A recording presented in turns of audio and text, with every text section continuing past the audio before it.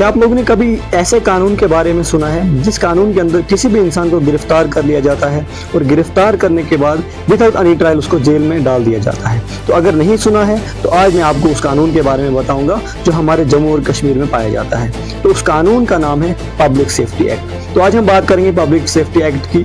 Public safety act जो PSA है उसकी हिस्ट्री के बारे में हम पढ़ेंगे, उसके पर्पस के बारे में हम पढ़ेंगे, और आपको मैं ये बता देता हूँ कि जो हमारा PSA यहाँ पे लगा हुआ हमारे जम्मू और कश्मीर में वो क्यों कंट्रोवर्शियल माना जाता है।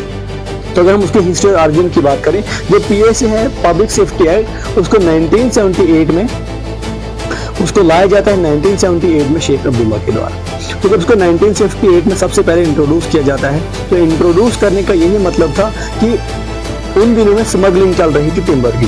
उस टिम्बर की स्मगलिंग को रोकने के लिए पब्लिक सेफ्टी एक्ट को लाया जाता है। जब पब्लिक सेफ्टी एक्ट को 1978 में लाया जाता है तब उसको पॉलिटिक्स या मिलिटेंसी में इस्तेमाल करने का कोई भी पर्पज नहीं होता है। लेकिन उसके बाद में क्या होता है, उसके जब उसको एक्ट को इंट्रोड्यूस करने के बाद ही उसमें उसका स्कोप बढ़ा दिया जाता है, ठीक है।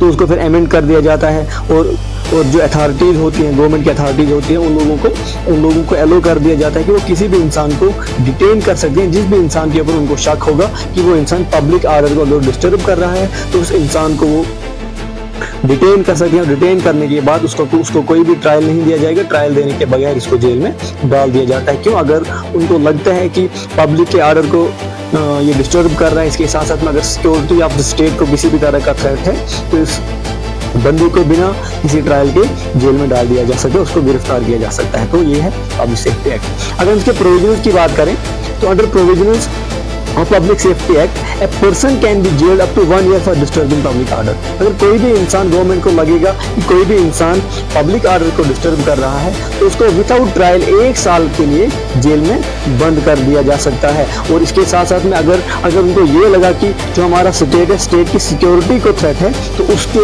प्रोविजन के अंदर 2 साल के लिए उस बंदे को जेल में विदाउट एनी ट्रायल के लिए डाल दिया जाएगा। लेकिन सबसे शॉकिंग पार्ट इसका क्या है? उसका सबसे शॉकिंग पार्ट ये है PSA का कि नो रेगुलर ट्रायल इज नेड। उसके लिए कोई भी रेगुलर ट्रायल नहीं होगा, वो कोर्ट में नहीं जा सकता पहले 3 महीने तक। जब भी बंदे को गिरफ्तार किया जा सकता है तो पहले 3 महीने तक वो बंदा कोर्ट में नहीं जा सकता। कोर्ट में जाके अपने फंडामेंटल जो राइट है उसके लिए वो लड़ नहीं सकता, उसको एनफोर्स नहीं करा सकता। ये सबसे खतरनाक प्रोविजन है पब्लिक सेफ्टी एक्ट का।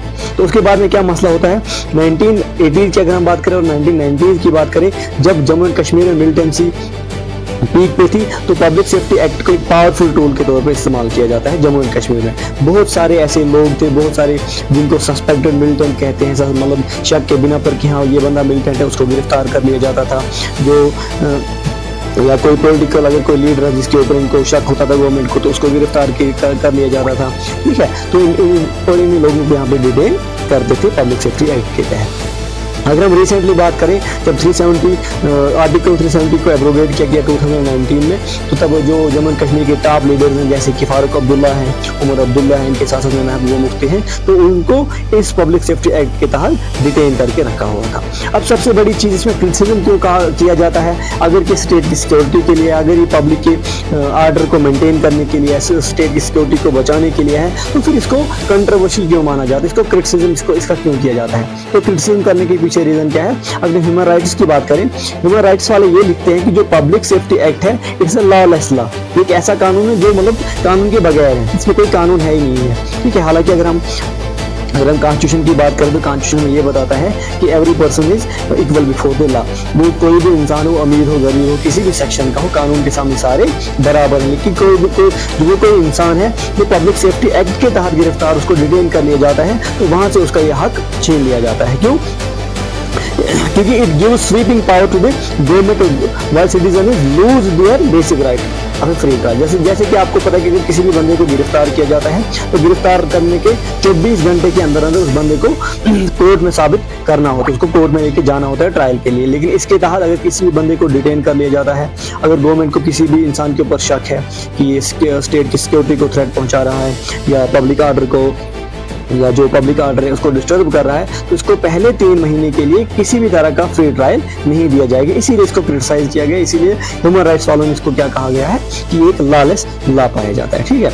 जैसे कि हम कुछ NGO की बात करें, NGO वो भी इसके खिलाफ इसको क्रिटिसाइज कर दिया, जैसे कि उसमें एमनेस्टी इंटरनेशनल, ठीक है, और बाकी भी बहुत सारे कुछ एनजीओ हैं जो डिमांड कर रहे हैं कि इस पब्लिक सेफ्टी एक्ट को रिपील किया जाए, क्योंकि ये एक ऐसा वेपन है जिसको ये माना जाता है कि ऐसा वेपन है कि जिसको एक ऐसा पॉलिटिकल वेपन है जिसको सिक्योरिटी के लिए नहीं, अलबत्ता खुद की भड़ास निकालने के लिए भी इस्तेमाल किया जाता है। अगर हम इसके अगर हम बात करें तो अगर हम आज की बात करें, जम्मू एंड कश्मीर में पीएसए आज भी एक्टिव है। जैसे कि रिसेंटली आपने कंट्रोवर्सी देखी थी महराज मलिक की और डोडा का जो डीसी है हरविंदर सिंह, उनके बीच में। तो डोडा की जो डीसी ने उसने महराज मलिक के ऊपर पीएसए लगा दिया, पब्लिक सेफ्टी एक्ट। क्यों? क्योंकि उसका ये कहना था कि ये पब्लिक ऑर्डर को डिस्टर्ब कर रहा है, ठीक है। अगर हम कुछ रीजन की वजह से देखें तो कुछ रीजन के लिए जो पब्लिक सेफ्टी एक्ट है ये पीस और जो हमारे सेंसिटिव जो हमारा पीस होता है, पीस को मेंटेन करने के लिए जरूरी है। लेकिन अलबत्ता अगर बाकी रीजन की बात करें, इसका डार्क साइड ये है कि कुछ लोग डेमोक्रेसी को वायोलेट करते हैं पब्लिक सेफ्टी एक्ट का यूज करके, और जो हमारे ह्यूमन राइट्स है, जो इंसान के पास बेसिक राइट्स है, जैसे कि राइट टू लाइफ है, राइट टू फ्री ट्रायल, अगर किसी भी बंदे को गिरफ्तार कर लिया जाता है तो वो कोर्ट में जा सकता है, कोर्ट में अपने हक के लिए लड़ सकता है। लेकिन इसमें क्या होता है, पहले 3 महीनों के लिए उसको कोर्ट का दरवाजा भी नहीं दिखाया जाता। तो यह है पब्लिक सेफ्टी एक्ट। तो अब क्वेश्चन यहाँ पे ये होते हैं, अब क्वेश्चन यहाँ पे ये राइज होता है कि जो पब्लिक सेफ्टी एक्ट है ये सिक्योरिटी के लिए एक शील्ड है या फ्रीडम के अगेंस्ट एक वेपन है, ठीक है। ये अब आपके ये सिक्योरिटी के लिए शील्ड है या पब्लिक सेफ्टी जो हमारी फ्रीडम है, फ्रीडम के अगेंस्ट एक वेपन है, ये कौन सा चीज है, इसके बारे में आप अपनी राय कमेंट्स में जरूर बता सकते हैं। तो ये था हमारा पब्लिक सेफ्टी एक्ट।